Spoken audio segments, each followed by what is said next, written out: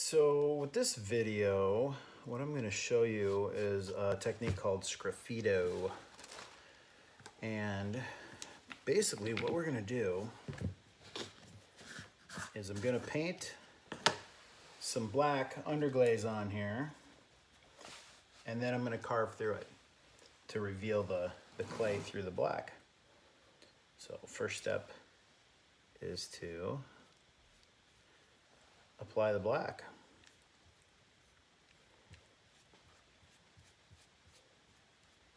So Scrafito is a kind of a fun way to add some design to your projects.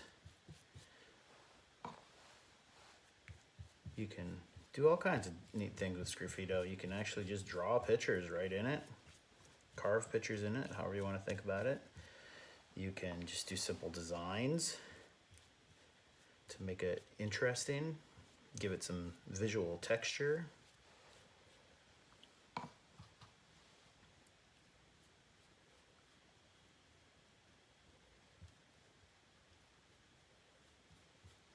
So when you do this, the clay does have to have some moisture in it so that you can actually carve into the clay cleanly. And also, this material I'm putting on here is called underglaze. And this tends to work a whole lot better on semi-damp clay.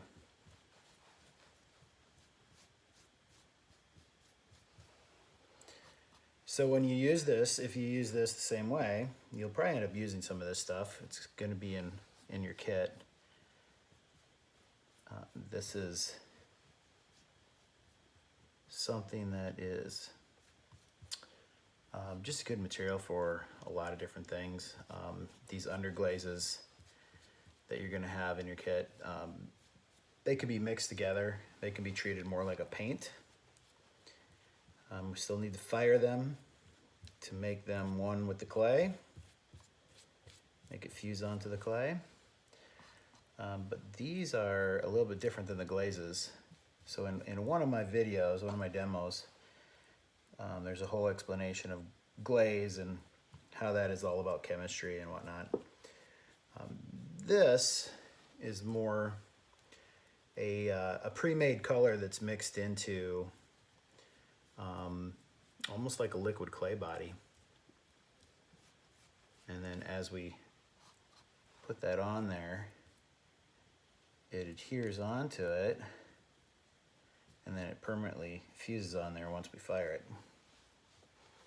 But it needs to have some moisture in there for that to happen, so that the two clay bodies will actually fuse together or blend together as you're adding them. All right, so that's how you paint that on there. When you start carving, there's different tools you can use. You have a tool like this that comes in your kit. This is your loop tool. This is used for things like that, for like carving and all kinds of stuff. You can use the corner to carve. You can use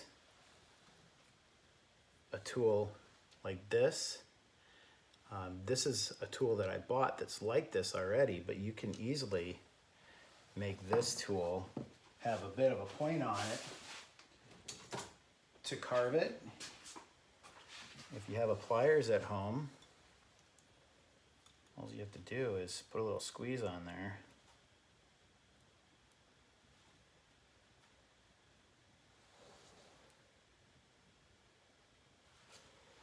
And you can end up with a tool like that.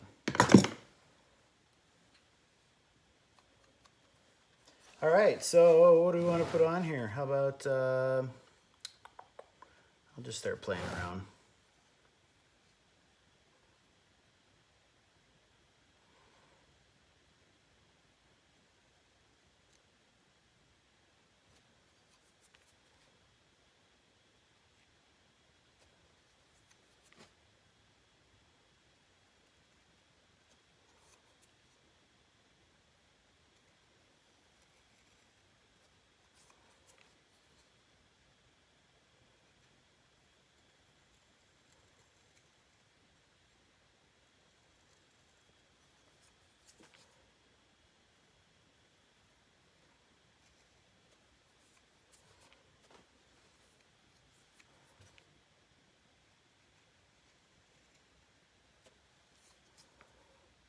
doing this kind of quick, so it doesn't look the best.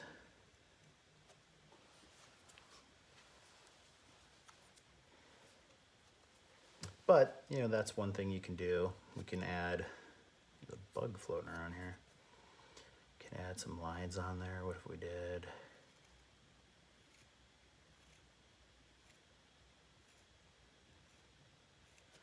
You know, something like that.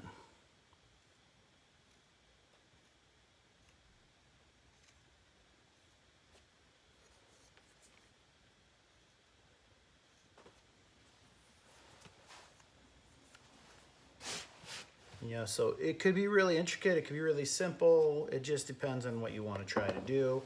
This is one thing I would recommend that students try to do because it's just kind of fun to play around with.